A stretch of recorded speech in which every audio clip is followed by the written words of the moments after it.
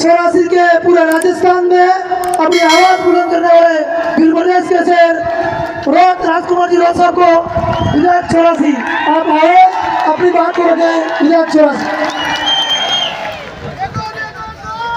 आप सबसे निवेदन है, विधायक साहब को सुनना है तो आप बैठ जाए। एक जय बोलाऊंगा, सबने बोलू है मैं बाबा की जय। किन जय बोला जी मैं बाबा की जय,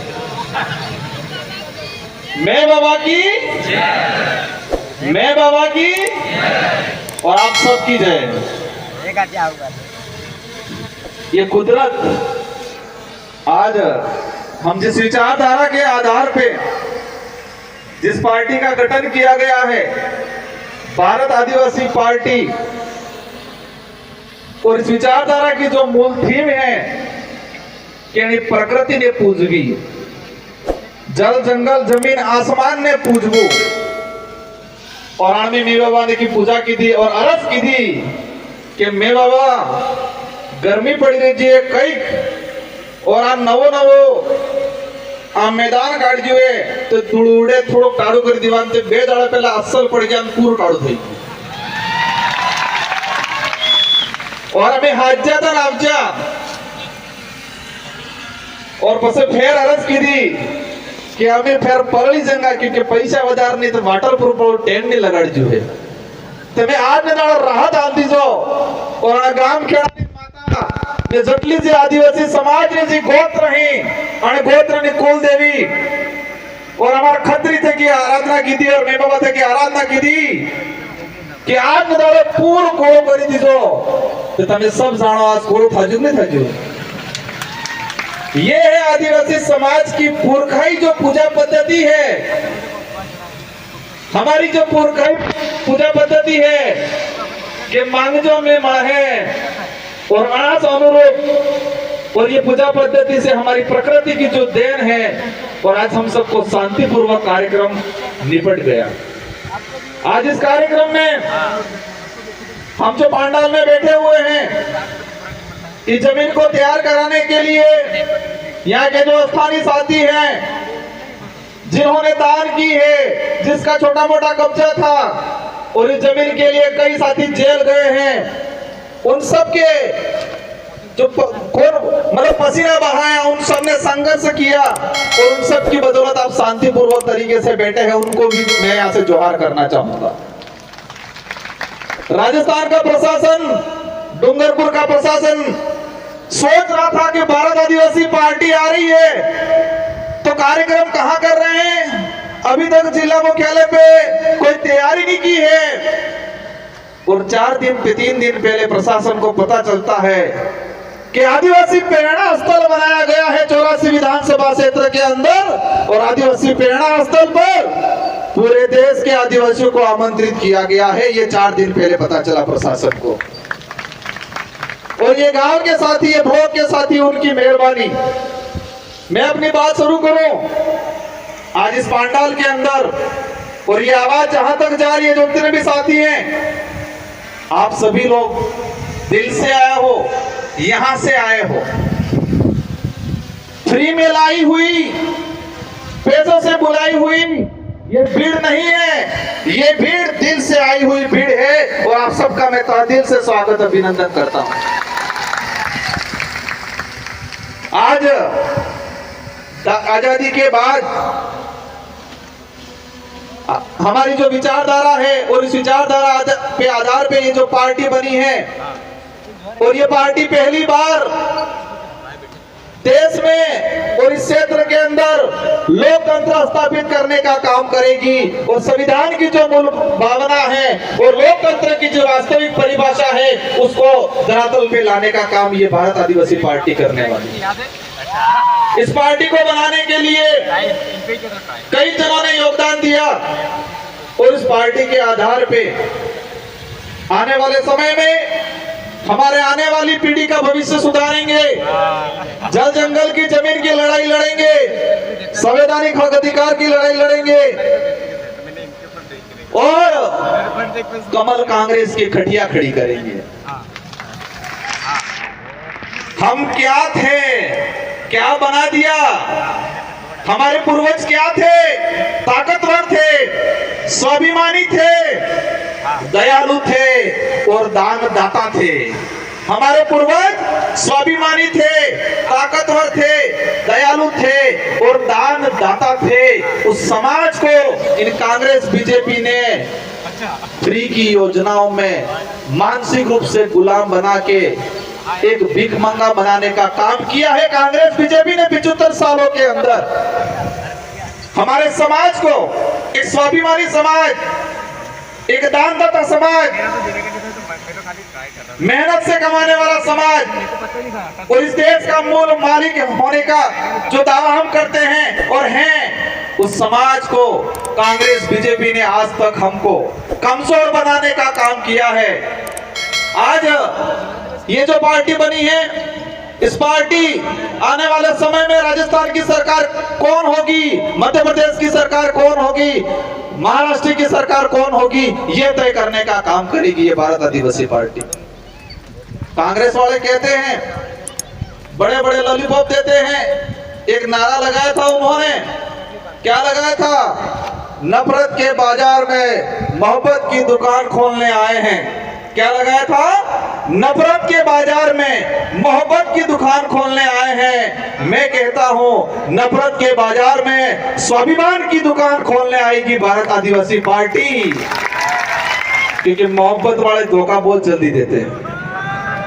मोहब्बत की बातें करने वाले धोखा बहुत जल्दी देते हैं। और हम इस देश के अंदर आदिवासी समुदाय, माइनॉरिटी, एससी सभी को स्वाभिमानी बनाने का काम करने आएंगे। आज हमारा समाज किस तरह से बना दिया इन लोगों ने। हम लोगों को गुमराह कर दिया गया है, हमारे लोगों को मानसिक रूप से कमजोर कर दिया है। और मैं कई बार कहता हूं कि कांग्रेस बीजेपी 75 साल तक क्या किया?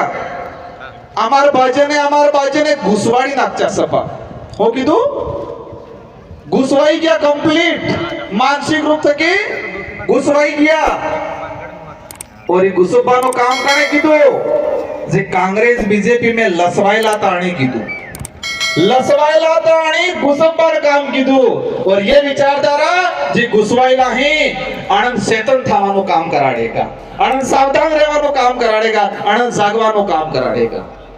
क्योंकि आज तक हमारे समाज के अंदर, हमारे पूरे आदिवासी इलाके के अंदर इन लोगों ने वोट बैंक बनाया गया है और ये पार्टी, ये विचारधारा है। और इस पार्टी में यहाँ की जनता, क्षेत्र की जनता तय करेगी कि लोकसभा विधानसभा में हमारा कौन आदमी जाएगा। शेड्यूल एरिया के जो प्रावधान है, जो टीएससी, हमारे लोगों को झूठी झूठी बातें पकड़ाई गई, लेकिन शेड्यूल एरिया के प्रावधान नहीं बताए, टीएससी नहीं बताई कि टीएससी में क्या है, क्या अधिकार है। और आने वाले समय में हमारे यहाँ से बहुमत से जाएंगे विधायक, और राजस्थान की टीएससी, मध्य प्रदेश की टीएससी और महाराष्ट्र की टीएससी ट्राइबल एडवाइजरी काउंसिल में जाएंगे और आदिवासी समुदाय के हित में, एससी के हित में और शेड्यूल 5 के जो प्रावधान है उसके अनुरूप यहाँ पर काम कराने का काम करेंगे। आज कई लोग कहते हैं हम भी विधायक बने थे, वो विधायक बन जाता टी शर्ट पहनता हूँ। कई कहते हैं सोरो चुनाव लड़े हो थावानो है, और 84 की जनता और सागवाड़ा की जनता ने ऐसी गोली दी कि कांग्रेस बीजेपी वाले रिजल्ट आया तो बेहोश हो गए और मोड़ासा जाके हॉस्पिटल में भर्ती होना पड़ा उन लोगों को। और फिर कहने लगे ये जीत के गए हैं लेकिन उनको चेयर नहीं मिलने वाली है। संविधान में प्रावधान है और आपकी ताकत हमारे साथ जुड़ी थी और आपकी ताकत से हमारी ताकत दुगुनी हुई और हम आदिवासी समुदाय के हित में, एसटी एससी माइनॉरिटी के हित में शेड्यूल एरिया के प्रावधानों के लेके विधानसभा में आवाज उठाई और राजस्थान के मुख्यमंत्री को मजबूर होना पड़ा और आदिवासी दिवस पे सरकारी अवकाश घोषित करने का काम किया। पहले डूंगरपुर जिले की बात करें, दो साल के अंदर एक बार मुख्यमंत्री आता था और आपकी खोट की वजह से अब 1 महीने में 5 बार मुख्यमंत्री आ रहा है। ये आपकी एकता है, आपकी ताकत है, आपका खौफ ऐसा है कि देश का मुखिया जो बन के बैठे हुए हैं, जो देश को बर्बाद कर रहे हैं, मोदी जी भी आ गए, अमित शाह भी आ गए, राहुल गांधी भी आ गए। क्या ये खौफ बरकरार रखना है कि नहीं रखना है? ये खौफ बरकरार रखना है, कहना है उनको कि सब आ जाओ, तो भी इस क्षेत्र की जनता बहकाम में आपके फ्री की योजनाओं में आने वाली नहीं है। आज कई लोग कहते हैं कि क्षेत्र पार्टियां क्या होती है। आज जो लोग आए साथी, आज उनको जाने के बाद मनोबल तोड़ने वाले बहुत सारे मिलेंगे। क्षेत्र पार्टियां कहां तक रहती है? क्षेत्र पार्टियां अगर नहीं होगी तो हमारा भारत देश नहीं होगा। मैं क्या कहना चाह रहा हूं कि क्षेत्र पार्टियां अगर नहीं होगी तो ये देश नहीं रहेगा, ये तानाशाही हो जाएगा, हिटलर शाही शासन हो जाएगा इस देश के अंदर। और क्षेत्रीय पार्टियों की वजह से ही इस देश में आम जनता के हित में कानून बने हैं आज तक। और आज तानाशाही सरकार है क्योंकि एक तरफा बहुमत है।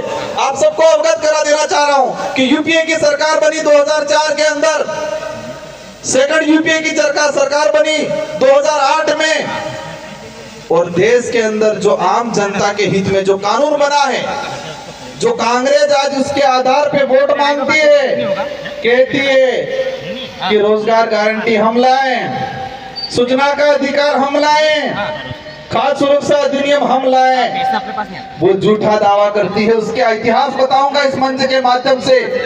अगर क्षेत्रीय पार्टियां 2004 में यूपीए की सरकार बनी, 15 संगठनों ने समर्थन दिया और कांग्रेस को कहा देश के अंदर अगर रोजगार गारंटी का कानून नहीं लाओगे तो हम आपको समर्थन नहीं देंगे, और कांग्रेस को मजबूरन उस समय रोजगार गारंटी कानून लाना पड़ा, इसकी इच्छा से नहीं लाई। ये ताकत है क्षेत्रीय पार्टियों की।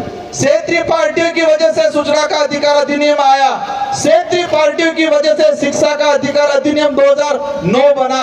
अगर क्षेत्रीय पार्टियां नहीं होती तो ये जितने भी जो अधिनियम बने हैं, वो अधिनियम आम जनता के हित में जो बने हैं वो नहीं बनते। और आप देख सकते हो उसका उदाहरण 2014 के बाद एक तरफा भाजपा की सरकार आई और उस सरकार ने सभी कानूनों को कमजोर करने का काम किया, आरटीआई को कमजोर करने का काम किया, नरेगा कानून को कमजोर करने का काम किया, खाद्य सुरक्षा अधिनियम को कमजोर करने का काम किया।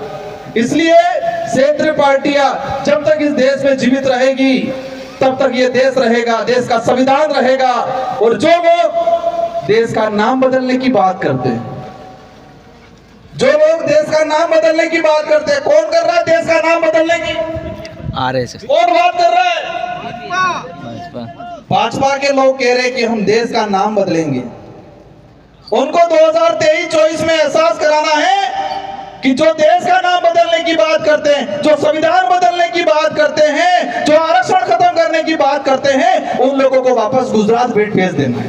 कहां भेजना है? गुजरात भेज देना है। उनको एहसास कराना है कि ये भीड़ अब भीड़ नहीं रही है, भीड़ने वाले हो गए हैं, और ये भीड़ने वाले आने वाले समय में लोकतंत्र की वास्तविकता समझाने का काम करेंगे। साथियों, उदयपुर संभाग के अंदर बांसवाड़ा के अंदर तानाशाही की जा रही है। बांसवाड़ा में आरक्षण को लेके जो आंदोलन हुए उसमें परेशान किया जा रहा है। बांसवाड़ा में एट्रोसिटी एक्ट को लेके हमारे भाई थाने में गए, 200 लोगों पे मुकदमा किया गया है। उन बांसवाड़ा के मंत्रियों को भी एहसास कराना है कि ये राजतंत्र नहीं, ये लोकतंत्र है, और लोकतंत्र की परिभाषा 2023 में हम आपको दिखाएंगे। साथियों, हम लोग उन लोगों को भी आह्वान करना चाह रहे हैं कि हमें शांतिपूर्वक तरीके से, हमें किसी प्रकार के बेवजह उग्र आंदोलन नहीं करना है, क्योंकि काकरी डुंगरी में हम शांतिपूर्वक तरीके से हमारे साथी आंदोलन कर रहे थे। कमर कांग्रेस के लोगों ने मिलके हमारे लोगों को फंसाया गया, वहां पर जाके जबरदस्ती धांधली करवाई। साथियों, इस मंच के माध्यम से कुछ मीणा भाई आए हैं, उन मीणा भाइयों को कहना चाहूंगा, और जो नहीं आए हैं मेरे वीडियो के माध्यम से कहना चाहूंगा कि मीणा भाई अगर जितने सक्षम हैं, इतने अगर बिल सक्षम होते तो पूरे देश में राजनीतिक रूप से हम एकजुटता दिखा के पूरे देश पे राज करते।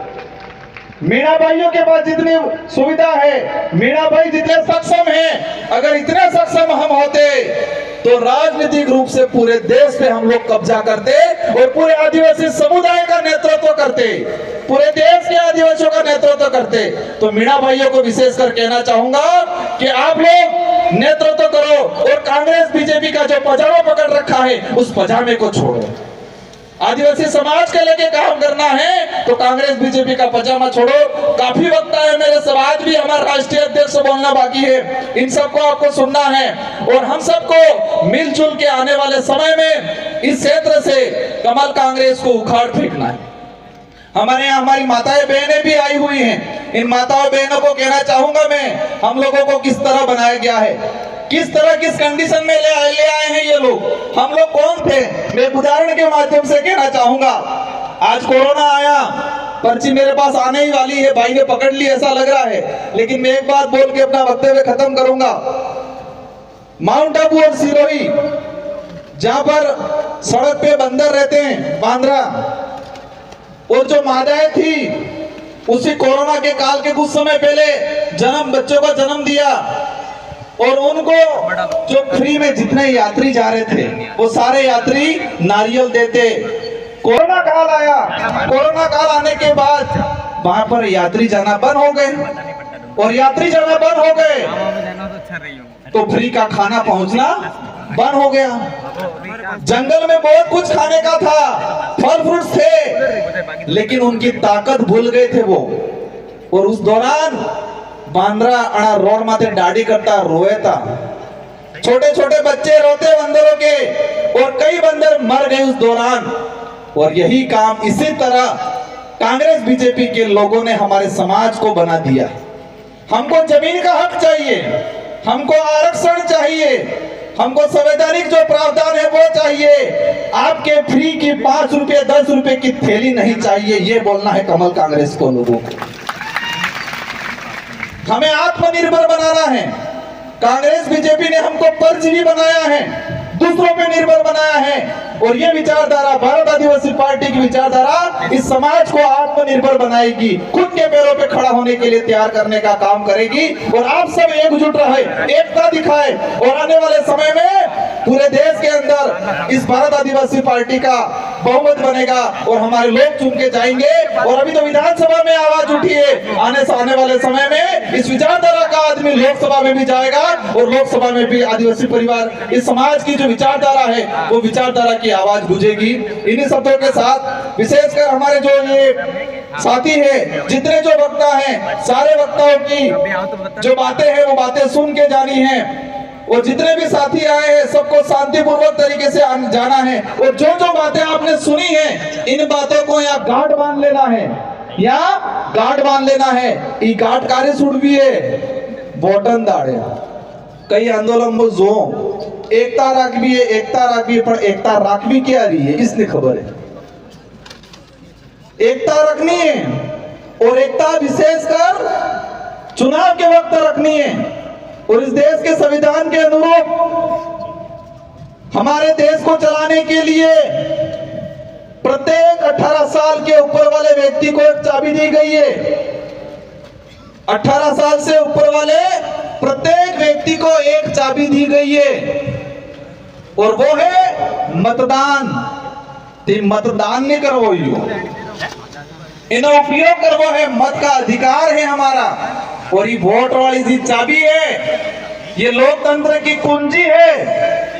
और एकता कब रखनी है, ये चाबी लगाने के वक्त एकता रखनी है।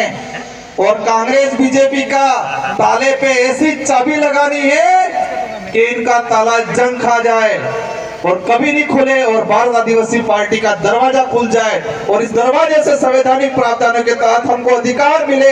ये काम करना है, ये एकता रखनी है। इन्हीं शब्दों के साथ आप सबको धन्यवाद, आभार। जय जोहार, जय भारत, जय भील प्रदेश। बहुत बहुत धन्यवाद विधायक साहब को, हमारी पूरी टीम